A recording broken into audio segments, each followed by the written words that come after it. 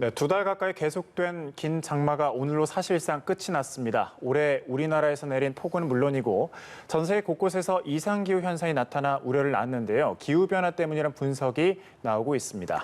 네, 이렇게 코앞에 닥친 기후 위기, 우리는 어떻게 대처를 해야 할지 전문가와 함께 짚어보겠습니다. 김지석 그린피스 기후에너지 전문위원 자리하셨습니다. 네, 어서 오세요. 어서 오십시오. 네. 장마가 이제 마무리가 되고 전국에서 찜통더위가 이어지고 있는데 장마가 보면 유난히 길고 또 피해가 컸잖아요. 전문가들은 지구 온난화 때문이라고 설명을 하고 있는데요. 역대급 이런 장마, 온난화 직접적으로는 어떤 상관관계가 있다고 보십니까? 네, 이거는 뭐 분석이 이미 사실 끝난 얘기인데요. 일단은 지구 온난화가 되면서 기온이 올라가면 네. 더 많은 수증기가 발생을 하거든요.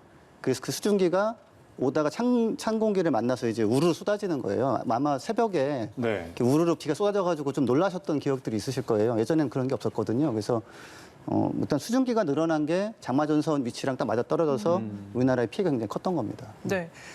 점점 더 사실 기상 상황을 좀 예측하기가 어려워지는 그런 모습도 보이고 있는데 네. 산업화 이전과 비교해서 지금까지 지구 온도가 1도 정도 올랐습니다. 그런데 인간이 생존할 수 있는 어떤 한계치가 1.5도다 이런 경고도 나오거든요. 지금 어느 정도로 좀 저희가 심각하다고 볼 수 있을까요? 네, 그 1.5도는 사실은 이제 거기를 넘어가면 뭐 생존이 불가하다기보다는 네. 생존이 불가한 곳으로 가게 되는 걸 이제 멈출 수 없는 그 지점이 임계점입니다. 마지노선이다. 네. 원래는 이제 기후 과학에서 되게 보수적이에요. 너무 이렇게 겁주면 안 된다는 인식이 많아가지고 2도 상승 정도면은까지는 버틸 수 있겠다 했는데 최근에 이제 한 2년 전쯤에 1.5도였다 이게. 그리고 1.5도만 돼도 피해가 많고. 네. 근데 더 최근에는 1.5도도 거기서까지 멈춰도 통제 불가능하다는 얘기도 이제 막 나오고 있어서 네. 사실은 이제 경제계에서도 해외에서는 이거는 어떤 수단을 강구해서라도 굉장히 많은 투자를 해서라도 이걸 막아야 된다. 그걸 막지 못하면 사실은 경제나 사회 자체가 유지를 못한다라는 게 이제 최근의 인식입니다. 근데 우리나라는 아직 좀 거기까지는 진도가 안 나간 것 같아요. 인식이. 네. 그렇군요. 올해 일단 뭐 다 끝나진 않았지만 지금까지를 돌이켜보면 시베리아 폭염이라든지 호주 대형 산불 그리고 아시아 지역, 우리나라 포함해서 물난리가 계속해서 또 발생을 했잖아요. 이런 문제들이 우리가 앞으로 계속해서 겪게 될 거라는 전망이 있는데 상황은 좀 어떻게 바라보십니까? 네, 지금 현재도 캘리포니아에서 대형 산불이 나고 폭염과 대형 산불이 동시에 발생해가지고 지금 뭐 전기도 공급이 잘 안 되고 있고요. 콜로라도 지역도 대형 산불이 계속 타고 있고요. 네. 그리고 그런 산불들의 큰 문제가 뭐냐면 그 숲이 온실가스를 배출해 버리거든요. 광합성으로 저장했던 그 이산화탄소를 다시 배출하거든요. 네. 나무가 타면서. 그러니까 이제 흡수원이 배출원이 되고 또 우리의 경제 활동 때문에 계속 배출원은 또 배출을 하고 있고. 네. 그래서 뭐랄까 그렇지 않아도 좀 숲이 도와줘야 되는 파국에 숲도 이젠 더 이상 못 버티고 배출을 해버리는 그런 상황이라서 뭐 이거는 이제는 앞으로 더 심해질 일만 좀 남았고요. 네. 다만 이제 더 심해지는 것을 멈추는 선까지 해서 멈출 수 있느냐. 이제 그거를 지금 해야 된다는 얘기가 나오고 있는 그런 거죠. 문제가 발생하는 게 기후 변화 때문인가요? 이제 예. 폭염이 오고 산불이 나고 엄청난 폭우가 오는 거는 기후 변화 때문에 온 게 맞고요. 네. 근데 이제 그거를 그 원인은 이제 온실가스 배출이고 네. 온실가스 배출은 석유, 석탄, 천연가스를 대량으로 사용하고 축산업을 너무 크게 키운 게 이제 문제입니다. 네.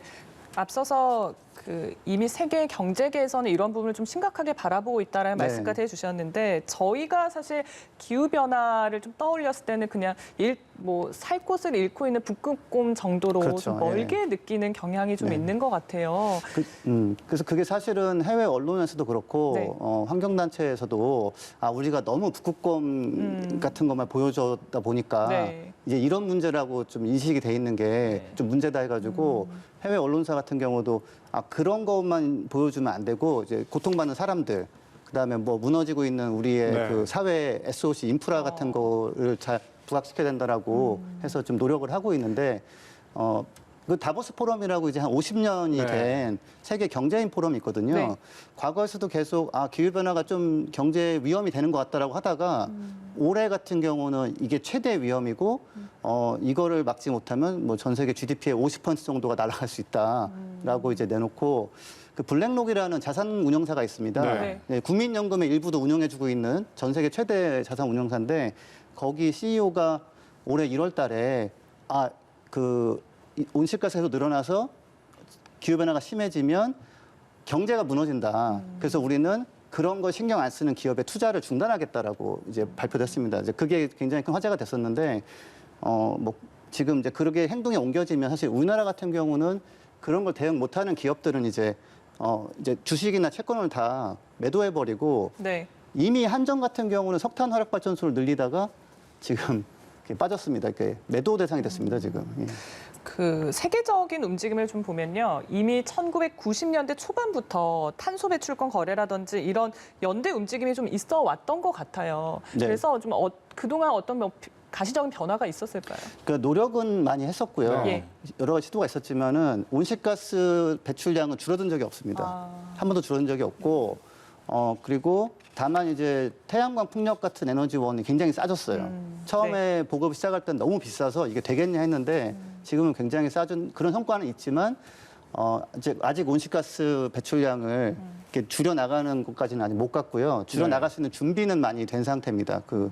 이제 예전에 너무 비쌌던 것들이 이제 싸져서 보급을 하면은 보급한 만큼 줄어들게 되거든요. 네. 네. 준비가 됐으니 이제 실천이 필요하다. 근데 굉장히 빠른 강한 실천이 필요한 강한 상황이고, 실천. 네, 네. 그 인식까지는 와 있는데 우리나라는 약간 그게 조금 인식이 좀 더딘 상황입니다. 네, 실제로 그 영국에서는 세계 최초로 기후변화법을 2008년도에 만들었다고 하는데 이미 국가 온실가스 배출량도 1990년 대비 45% 이상 줄였고 또 2035년부터 실질적으로 이제 좀 가시적인 그런 노력을 보이는 게 휘발유 디젤차를 판매 금지하겠다면서 좀 선제적으로 대응을 하고 있습니다. 유럽연합도 적극적으로 움직이고 있는데 만약에 지금보다 탄소 배출을 반 이상 줄인다라고 하면 온난화 속도를 좀 어느 정도나 줄일 수 있을까요? 네, 이거 말씀드리면 좀 낙담하실 분 있을 것 같은데, 그 반 정도로 줄여도 그 기후변화가 진행된 속도가 약간 늦어질 뿐이고 계속 악화는 되는 상황입니다. 이미 배출한 게 너무 많기 때문에. 네. 다만 이제 2030년까지 절반 정도를 줄이고, 네, 유럽만 줄여서는 안 되고요. 전 세계가 절반을 줄여야 되고, 네. 그다음에 2050년까지 넷제로라고 해서 이제 제로로 만들어 버리면 그 최악의 상황, 그러니까 1.5도, 2도 정도 넘어가면서 뭐 계속 숲이 불타고 계속 뭐 극지방에서 메탄가스라는 게 유출돼 가지고 통제 불가능하게 되는 거는 막을 수 있는 확률이 어느 정도 남아 있다. 네. 이게 현실이고요. 그래서 이제 비상사태라는 표현을 많이 하고 선언을 하고 그러고 있습니다. 네, 비상사태라고 표현해 주셨는데 그럼에도 우리나라의 인식은 아직 그에 미치지 못하고 있다라고 지적을 네, 해주셨습니다. 약간 좀 늦게 들어오네요, 네. 그게. 네. 그래서 국민 1인당 우리나라 온실가스 배출량이 세계 2위여서 좀 기후변화 대응에는 소극적이다라는 얘기가 나오지만 또 반대에서는 이렇게 기후위기에 좀 대응을 하다가 오히려 경제위기가 오는 거 아니란 지적도 있더라고요. 어떻게 생각을 하십니까? 그게 아마 그 우리나라 역사상 아마 가장 위험한 오해인 것 같습니다. 왜냐하면 지금 그런 걸 주장하던 예를 들어서 뭐 한전이나 뭐 포스코라든지 그런 좀 다배출 업체 같은 경우는 한 10년 전 대비 주가도 한 반토막이 더 떨어졌거든요. 네. 예, 그리고 장마가 계속되고 폭염이 계속되고 이렇게 불안해지는 경제에서는 사실은 경제 성장이나 이런 거는 안 되거든요. 코로나 같은 경우가 이제 좀 좋은 사례인데 네. 방역 못한다고 경제가 무너지냐라는 생각을 할 수 있잖아요. 근데 지금 우리는 막 겪고 있지 않습니까? 네. 방역 못하면 경제가 무너지는구나.